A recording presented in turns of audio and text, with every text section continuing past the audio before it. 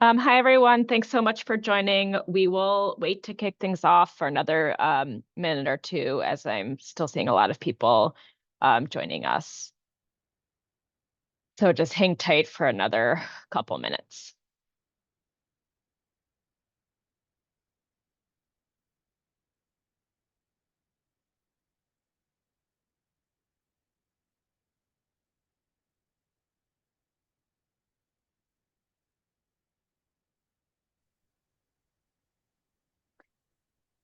All right, we'll give it another 30 seconds or minute or so just to give people a chance to keep joining, and then we'll get started. Thanks, everyone who's joined so far.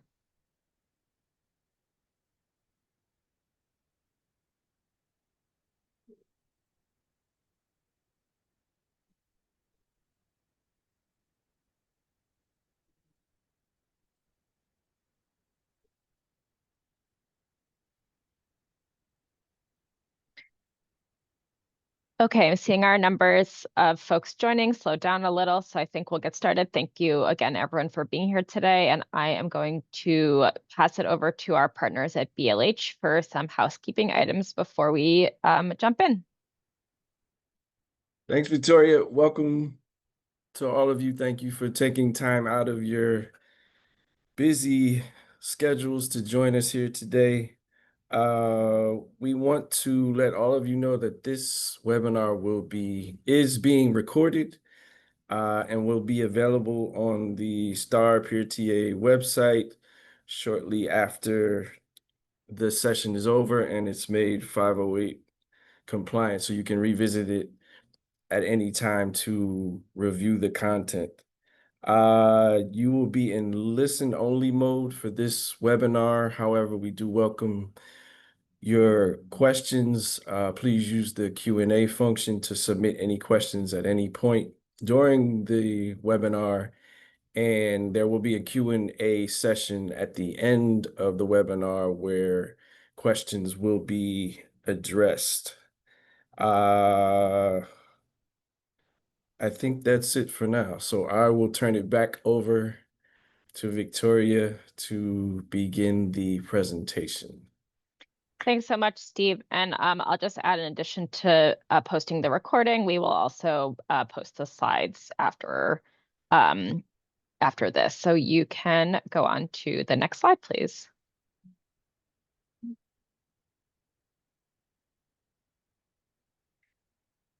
So welcome again, everyone, and thanks for joining. My name is Victoria Kabeck. I am a senior advisor on program implementation in the Office of Family Assistance. My focus is on the Fiscal Responsibility Act provisions that we'll be talking about today, as well as the other provisions of the Fiscal Responsibility Act that affect TANF.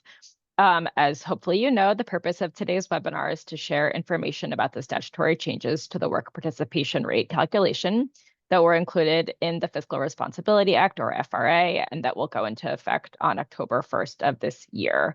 I'll be presenting today along with my colleagues who you see on this slide, Deborah List, who is our acting deputy director and associate deputy director for programs in the Office of Family Assistance, and our national expert, Peter Germanis. So I will go over our agenda for today on the next slide and then pass it off to my colleagues here. So we'll have a brief welcome right after this from Deborah List, and then we'll really get into the heart of this presentation.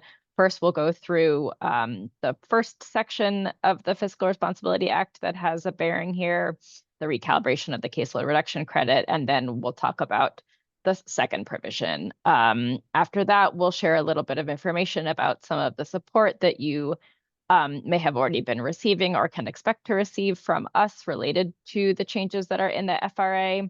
And then we'll wrap up. And as Steve mentioned, we'll have some time for Q&A at the end.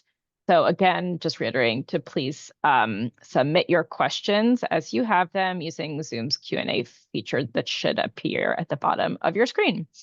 And if there's any questions that we aren't able to answer today, we will follow up with you on those afterward. So at this time, I will pass it over to Deborah to welcome us and get us started.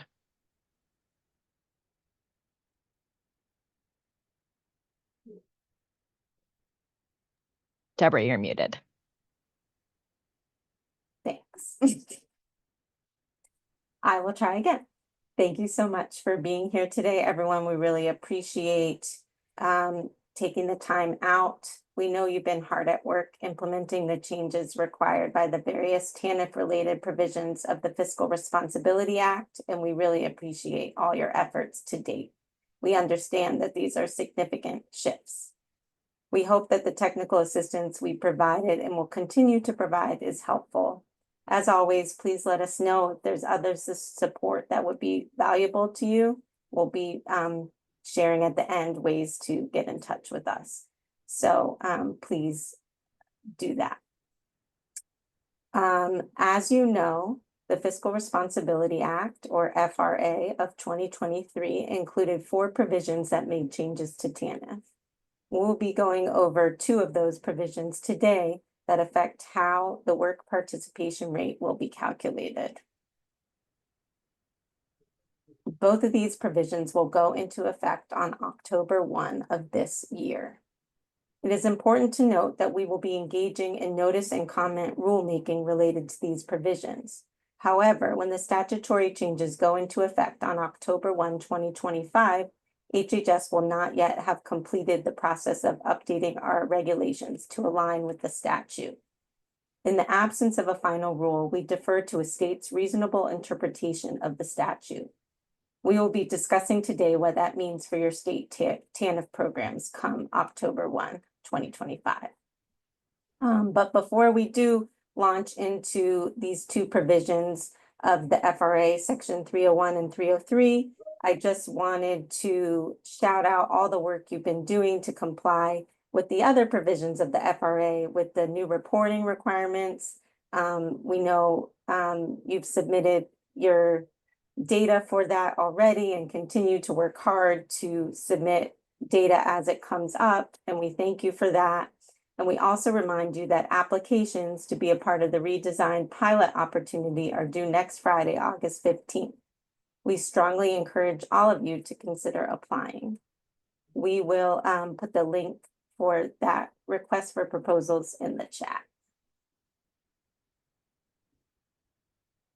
Next slide, please. So today we're focusing on Section 301 of the FRA, which resets the base year for the caseload reduction credit from fiscal year 2005 to fiscal year 2015. As I mentioned, this change is effective in fiscal year 2026, which starts October 1 of this year.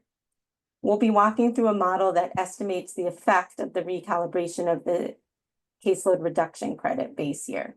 We've calculated estimates for each state that we will be sending out individually soon, but today on this webinar, we'll just go through an example to illustrate possible impact. While we know any changes can present issues or concerns, the FRA changes to the work participation rate do not appear in the short term to change the landscape of the caseload reduction credit significantly for most states. We, of course, hope you remain focused on promoting work in your TANF programs as you implement the necessary changes, and we're committed to supporting you in this effort wherever possible. To better understand the upcoming changes, I will now pass to Peter Germanis for a quick refresher on the caseload reduction credit. Okay, thank you. As most of you know, the TANF statute sets the required work participation rate standard to 50% for all families and 90% for 2-parent families, reduced by the credit the state qualifies for under the caseload reduction credit. The credit is based on the decline in the caseload between a base year, now fiscal year 2005, and the year prior to the work participation rate, the year that's being completed. That's called the comparison year. Those terms, base year and comparison year, are important to remember. But in looking at the decline, we always have to factor out any decline due to eligibility changes between those 2 years. And we're going to talk about that a little bit more later. States can further reduce their comparison year caseload by spending state MOE dollars above their basic MOE requirement which is either 75 or 80% of historic expenditures, depending on whether they met the work rate. MOE stands for maintenance of effort. Anyway, this is known as the excess MOE provision, and we'll talk about that some more later. Since TANF's enactment, the caseload reduction credit has had a major impact on state work rate targets. And we expect it to have a major impact even as the FRA changes the base year from fiscal year 2005 to fiscal year 2015, effective with the 2026 rates. So I'm going to pass it on to now Victoria for a knowledge check. Thanks, Peter. So you can go to the next slide just to keep all of you on your toes in this, what is post-lunch for some of us or late morning for others. We have a couple little pop quizzes throughout our presentation for you today. So here's the first one.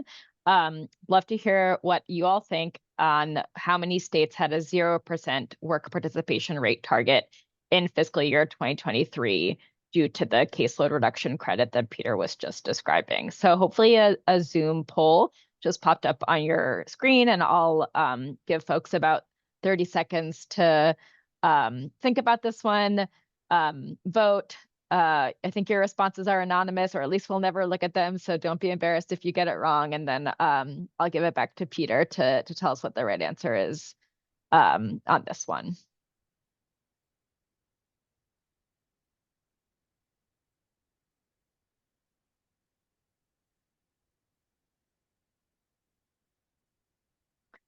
Okay, final few seconds to put in your answers on how many states had a 0% WPR target.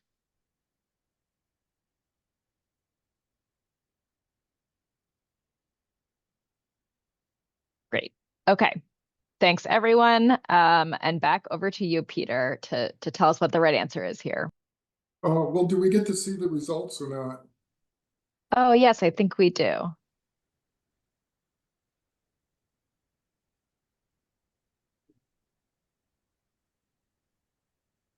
BLH folks, are you able to show the results or tell us the results? Oh, I see the results are being shared, so folks should be able to see them.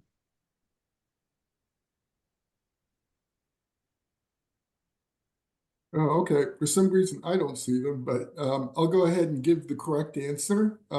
Next slide. So if you said 30 plus, that's the right answer. In fiscal year 2023, 43 states had caseload declines, including those due to excess MOE, that were large enough to reduce their work participation rate target to zero, from 50% to 0% for the overall rate. In essence, most states, regardless of their efforts to engage families in work activities, can easily meet federal work participation rate targets. The statutory two-parent rate is considerably higher, it's 90%, but even there, the credit can lower the target significantly, though nearly half the states have avoided this requirement altogether by moving two-parent families to solely state-funded programs, so they're not subject to the two-parent rate. The few states that you see in this chart with a 50% target achieved high participation rates and didn't submit a report, so we don't have any a report from them. Some of the states used the small check strategy, which we'll talk about in a bit, but some of them engaged over 50% of families in work activities and didn't have to worry about needing a caseload reduction credit. Next slide.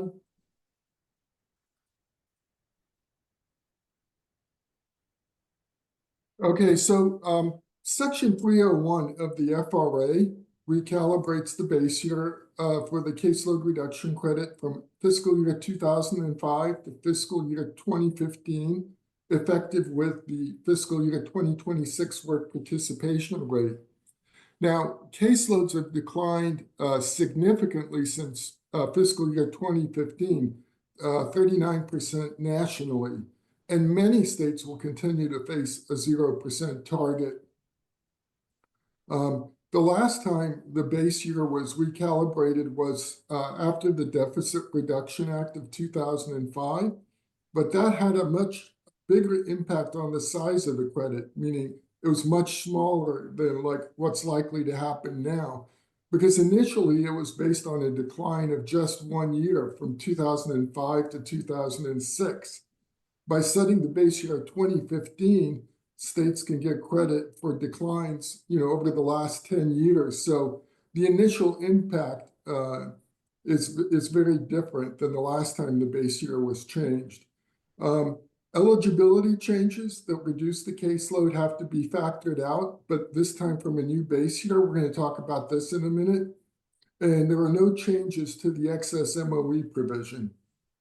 I'm going to pass it to Victoria now.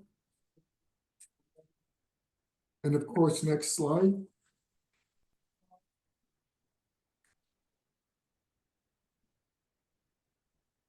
Oh, go back one slide.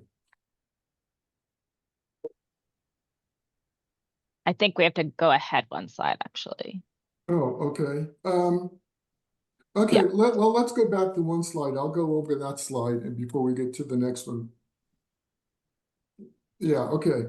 So the effective eligibility changes is an important factor in calculating the caseload reduction credit. States must factor out any decline due to eligibility changes since the base year to determine what the comparison year caseload would have been in the absence of that eligibility change. Like when TANF was created, the goal of this provision was to reward states that reduced caseloads by increased employment, not by cutting eligibility. But when the base year is reset to fiscal year 2015, eligibility changes made between 1996 and 2015 that reduced the caseload can now count. It's very different than when it was first established. Also, changes to eligibility that increase the caseload can be used to offset those that reduce the caseload.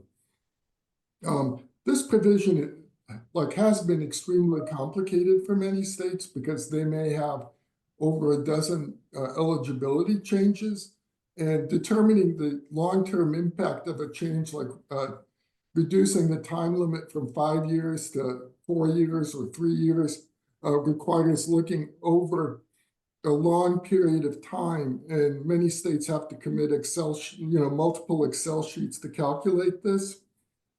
This update simplifies things a lot since we're only looking at eligibility changes since 2015. And I took a quick look at the caseload reduction credit reports that have been submitted, and it looks like there are only about 5 states that would have to even worry about filling out this section of the caseload reduction credit report. Most of the caseload changes there either weren't any since 2015, or they had offsetting increases that offset the reduced caseload eligibility changes. Anyway, this is going to be much easier for states to fill out going forward. The states fill out this form on the ACF 202, where they list their caseload, the eligibility changes, the financial data. And this form's being updated. It's still making its way through the process, but we have to have it ready for use by the time you submit this information at the end of the year. It's going to be due 12/31/2025. Hopefully we'll have it out much sooner than that. Now I'll pass it to Victoria. Thanks, Peter. And you can go to the next slide, please. And we have our second and final little pop quiz knowledge check for you. This one is asking you how many states would have failed to meet their work participation rate target in, again, FY 2023 without this excess MOE that we've been talking about. So your options here are 1, 5, 10, or 20. So hopefully you saw the poll pop up on your screen just now. And I'll give you folks, a few moments to think about this one and put their answers in again.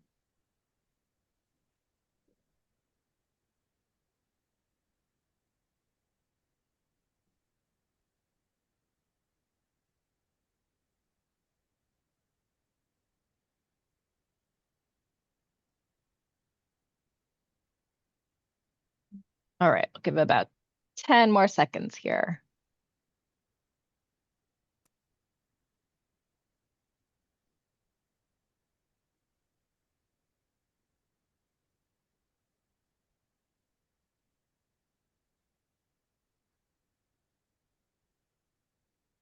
Okay, great. I think we can close the poll. Is there a way for us to see? I am just being shown my quiz results. Is anyone else on the panelist team able to see results? I can't. Okay, well, that's fine. We'll just have Peter tell us the answer on the next slide, please, and everyone can know if you got it right or not. Okay, the correct answer is 1, but in a few other years, it may go up to 2 or 3 or 4. This provision has a lot of controversy surrounding it, but overall, it doesn't make that big a difference as to whether states meet the work rate or not, although that may not always be true. Let me just start off by reading the regulatory provision, just to explain what this provision is. So a state that's investing state MOE funds in eligible families in excess of the required 80% or 75% basic MOE amount need only include the pro rata share of caseloads receiving assistance that is required to meet basic MOE requirements. So there's no change to this provision. It was first described in the 1999 TANF rule, but only one state used it prior to fiscal year 2007, generally because they didn't need to. But when the Deficit Reduction Act of 2005 recalibrated the base year to fiscal year 2005, the work rate targets increased significantly, and many states began using this provision. The rationale for the provision was that states should not be penalized if they spend more to provide assistance to families. But in practice, the excess MOE spending can be on any allowable TANF activity. It doesn't have to be on assistance. And the provision could have a significant impact. For example, based on our preliminary analysis, the national caseload declined since fiscal year 2015 by about 635,000 cases. If all states applied for the excess MOE credit, that could add another 285,000 to the caseload decline. It's important to remember, though, like in many states, they've already achieved the 50% reduction without counting excess MOE. So this is just the maximum potential possible. It's not what's actually likely to happen. And the impact of this provision varies a lot across states, and the relative impact is larger for states that spend a larger share of their expenditures on assistance. Next slide. Okay, based on the model we developed, we expect that most states will continue to meet their work participation rate targets. This table basically just shows how it's going back to the basics, how the caseload reduction credit is calculated. So I'm just going to walk through it quickly. And if the caseload in fiscal year 2015 was 10,000, for the FY 2026 rates, we have to compare it to the caseload in fiscal year 2025. So that's comparing the base year to the comparison year. And so that change in the caseload in this example is 3,000. We also have to add in the impact that might happen if states claimed excess MOE expenditures. And here, that impact is 1,100 cases. So far from 10,000, we've reduced the comparison year caseload to 5,900. But we have to add back any eligibility changes since the base year that caused the caseload to decline. So we're going to have to add back 100 cases.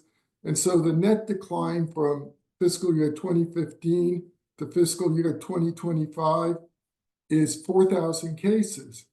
That is equal to 40%, a 40% decline. which is the size of the credit then. So the adjusted target is 10%.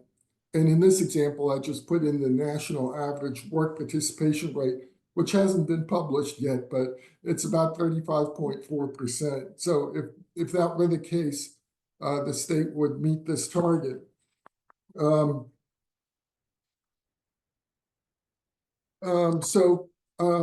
Even though we're not sharing state-specific examples in this webinar, but we can share those, or we'll be sharing those with each state individually in case it's interested in doing a similar calculation. Although this is the type of calculation each state could do ahead of time on its own anyway. The model that we developed uses the most current data that we have. For example, we use fiscal year 2024 financial data for the excess MOE calculation.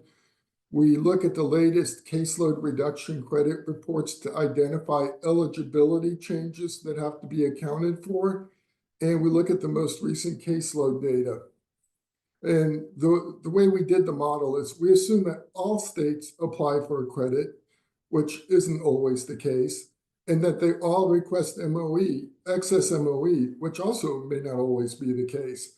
But it shows the potential. So we would be happy to share individual state-specific results.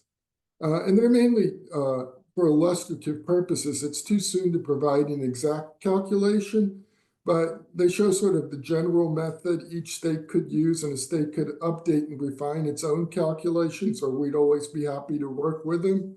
But based on the initial analysis, most states would still have a 0% target.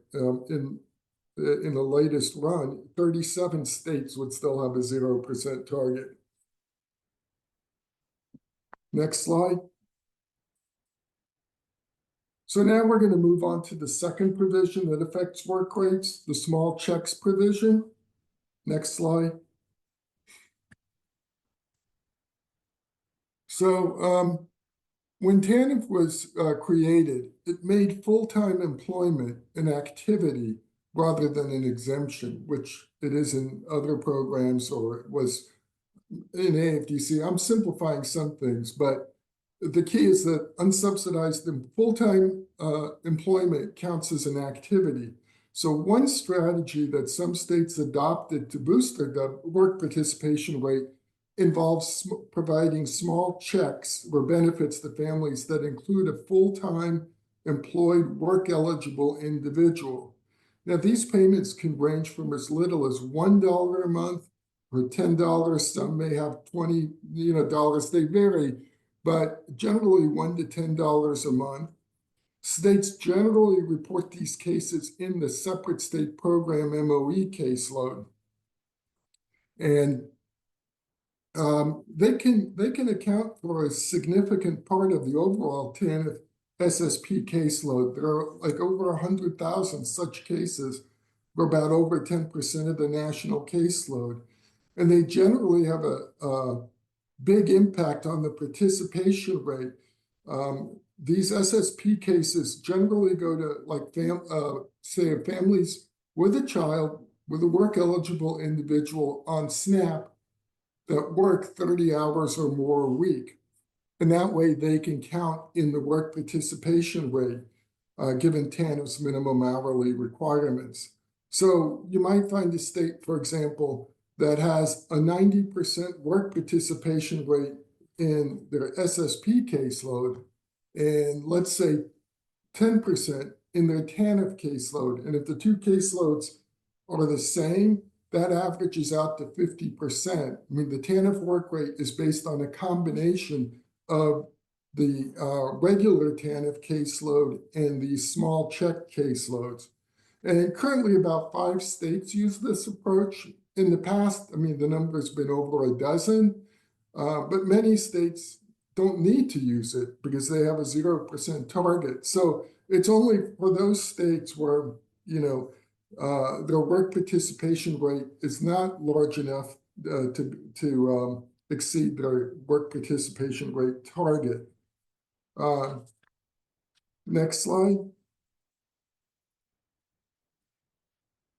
So the FRA changes this to count in the work rates. States must now provide payments of at least $35 a month. Our current view is that this section 303 is limited to assistance cases funded with separate state program funds, or SSP.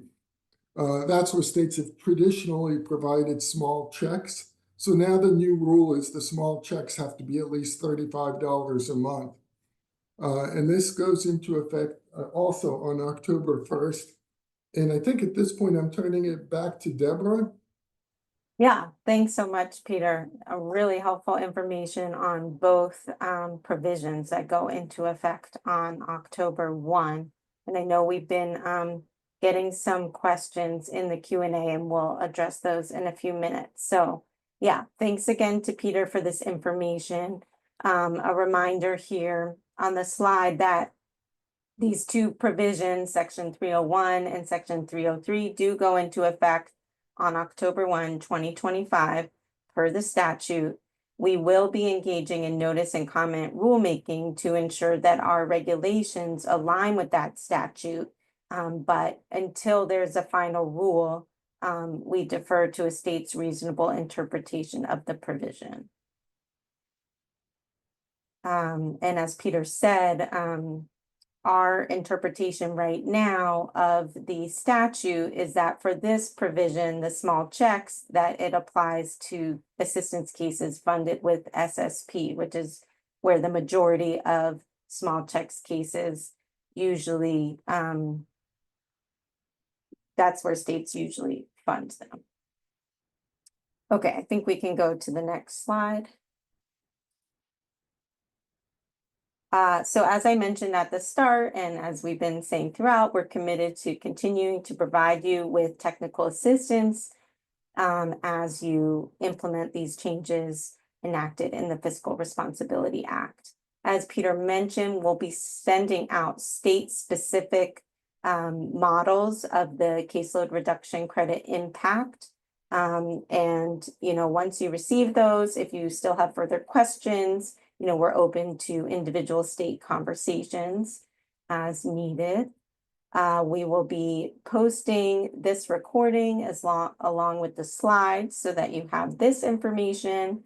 And hopefully you've been attending other webinars we've been doing related to the work outcomes reporting, and more of those are upcoming soon. So we'll be sure that you're kept aware of other information as it comes out.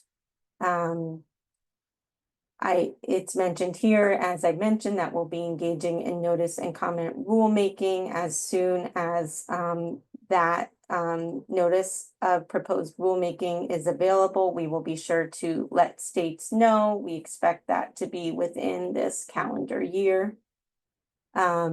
We also expect within the calendar year to be updating the ACF 202 form, which is where you put your caseload reduction credit report. And, you know, further information is always available on these two links, which we can also put in the chat. One is to our FRA page on the ACF OFA homepage, and one is in our Peer TA page. So we can make sure that you have those links as well. There's a lot of great information there. I will go to the next slide now so we can do some Q&A and you can know where to go for further questions. Thanks to everyone who has already been putting their questions in the Q&A. We have a number of questions and a good bit of time left, so we encourage folks to keep putting their questions there, and I'll read some of them out and have Peter and Deborah address them. So the first one is for you, Peter. Somebody asked, just to confirm, a policy change from 2012 could still be included in the caseload reduction credit. Yes. Well, by included, a state doesn't have to report on that policy change. it would be reflected in the caseload decline, so it would count. The only eligibility changes that states have to report on are those that happen after fiscal year 2015. So maybe a good example is when we first recalibrated the caseload earlier in 2005, states would have to exclude the impact of the 5-year time limit. But once the base year was recalibrated, the state no longer needed to adjust for that eligibility change. So the only things states have to worry about now in reporting their caseloads are eligibility changes after fiscal year 2015. And as far as I could tell, only 5 states had eligibility changes that they would have to adjust for, and they accounted for something like 3,500 cases. Great. Thanks, Peter. Next question also for you is, should eligibility changes that added cases compared to reducing the caseload in the example you gave be counted? Well, there's no need to report them if you don't have any eligibility changes that reduce the caseload. But once you do, I mean, you can always go back and update that, but eligibility changes that increase the caseload alone have no impact on the calculation of the credit. It's only if they're used to offset eligibility changes that reduce the caseload. So to keep things simple, the state doesn't have to report it.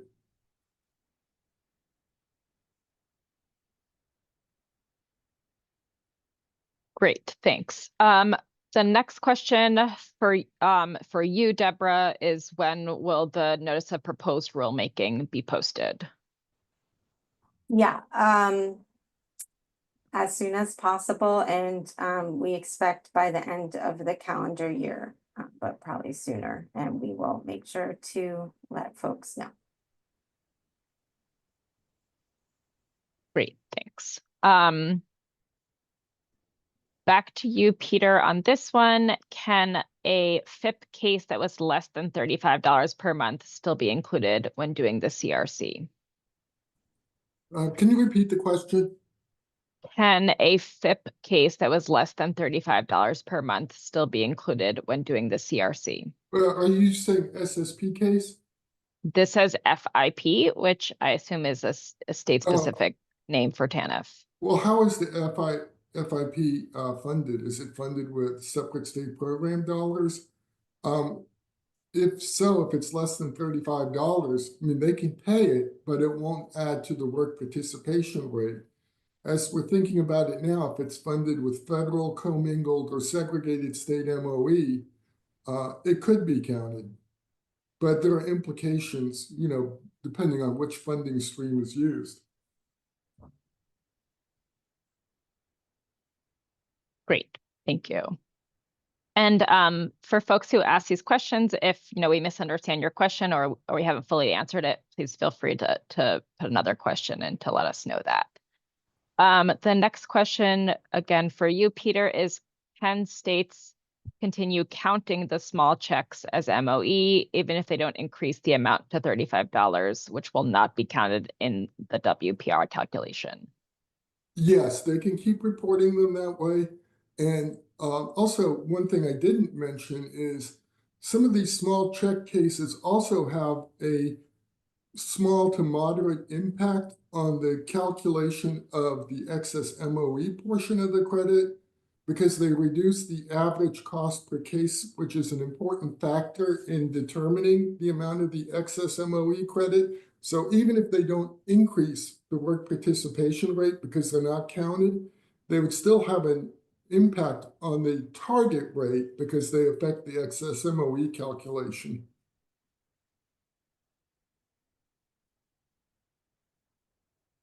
Great, thank you.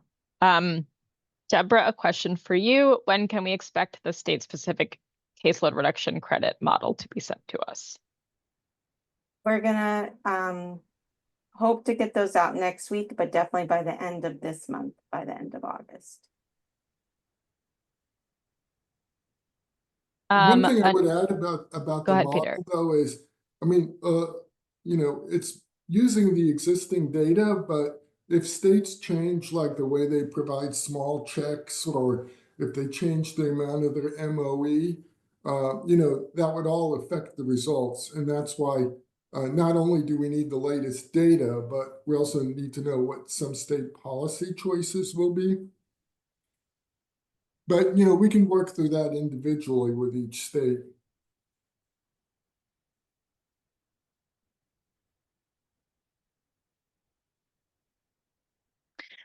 Another question for you, Deborah, is how does this affect the tribal TANF program? Large, it does not affect tribal TANF. Yeah, this is limited to states and territories. Great. And then, Peter, going back to the first question, someone just said they missed the answer to it, the one about whether a policy change from 2012 could still be included in the caseload reduction credit. So if you could just repeat that answer, that would be great. Yeah, a state does not have to adjust its comparison year caseload for a policy change that occurred in fiscal year 2012, only those that occur after fiscal year 2015. So they shouldn't report on it because that's not part of the credit anymore. And to the extent that that caseload change caused the caseload to go down, again, yeah, they don't have to make any adjustment. They would now get credit for it. I mean, that's one of the big differences between when TANF was first created, when states couldn't count eligibility changes, but now they can get credit basically for all the eligibility changes that reduced the caseload between 96 and 2015. So just to repeat, don't even put the 2012 eligibility change in the report.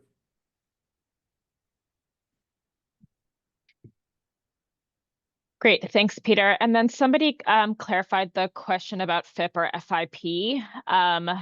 They said, again, can a FIP case that was less than $35 per month still be included when doing the CRC? This would be federal TANF dollars.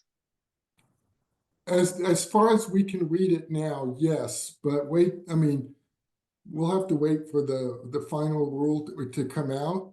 But our best reading is that it only applies to separate state program cases. The thing to remember, though, is if it applies, if it's federal funds that use it, it counts against the time limit, and there are, other implications that a state might want to think through.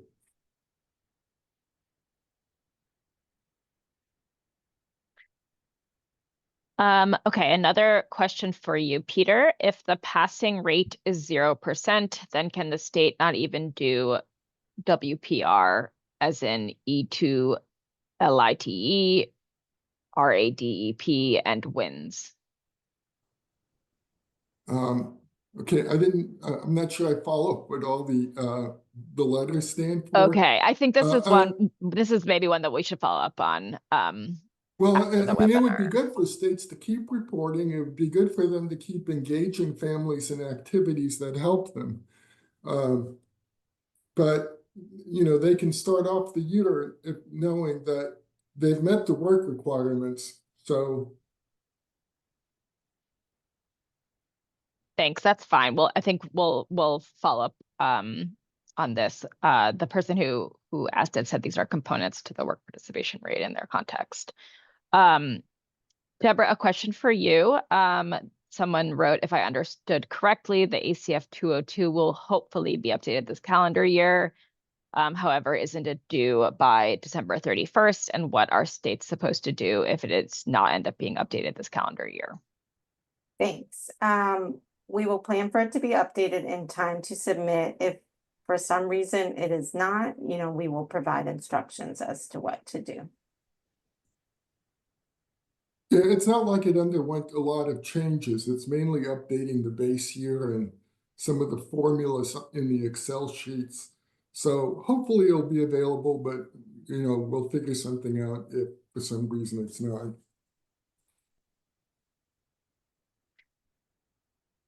Another question for you, Deborah, is when would you give the official baseline caseload count for each state?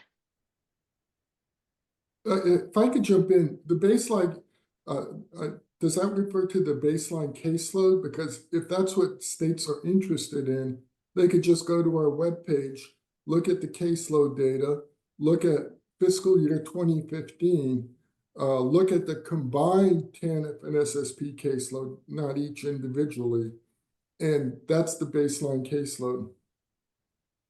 Yeah, so again, we'll be sending out our model for each state, but we're basically taking the data that we've already posted or that you've provided to us and sharing it in a format that can help you estimate, the impact of these changes. But it's data that's already available to you. It'll just be in a format that kind of helps you follow Peter's model to estimate the impact. So for the base year caseload data, that should be, that is the data that we published that you reported for your FY 2015 combined TANF and SSP caseload.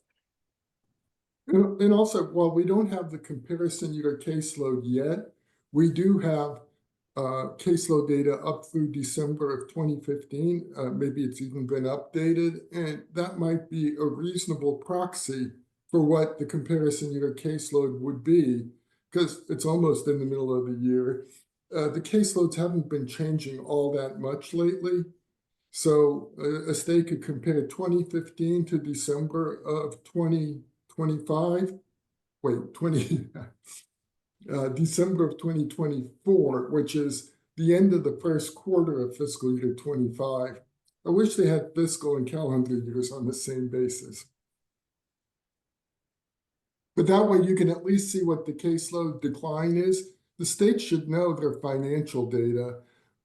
We haven't published it yet, but we did use fiscal year 2024 data to calculate the excess MOE provision.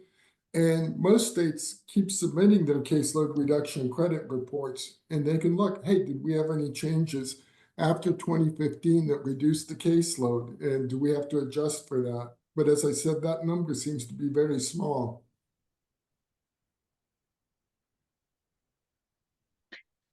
Okay, a couple more questions in the chat that I'll share. Does the SSP caseload count in the base year of FY 2015, even if states don't continue increasing the SSP amount to $35 in fiscal year 26? Yes. The base year includes TANF and SSP cases. If the state discontinues, let's say, its small checks cases, that would result in a caseload decline, but that would be considered an eligibility change that we would adjust for. They wouldn't get credit for a caseload decline for eliminating the small checks.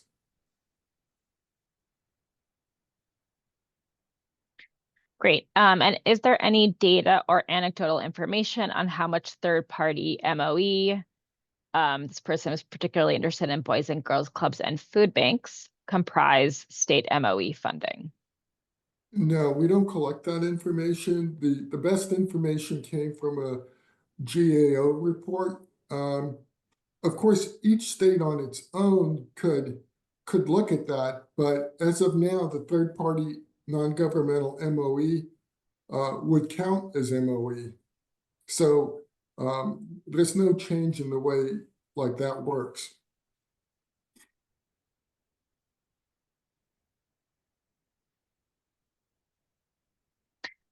So we are at the end of the questions that we've received. I'm going to pause for a few moments and just make sure that people have a chance to share any lingering questions that they have in the Q&A box. But as we said, we are always open to your questions, either via the Peer TA website or this email address that's showing on the screen. Please don't hesitate to reach out to us, and we're here and happy to help. Also want to flag that in the chat, our partners at BLH have been sharing a link to a short survey to get your feedback on this webinar. We're always trying to make these sessions, helpful to you, and that's why we do them. So if you have any feedback for us on this, anything we could do better next time, anything that was particularly helpful, please take a moment to fill out the SurveyMonkey link before you jump off. No more questions have come in. in the time since I've been talking. So we will wrap up here. And just another big thank you to everyone for being here today, taking the time out of your day to be here, and for partnering with us as we implement these changes from the legislation. I hope everyone has a great rest of their day, and a nice wrap up to the summer. Thanks so much.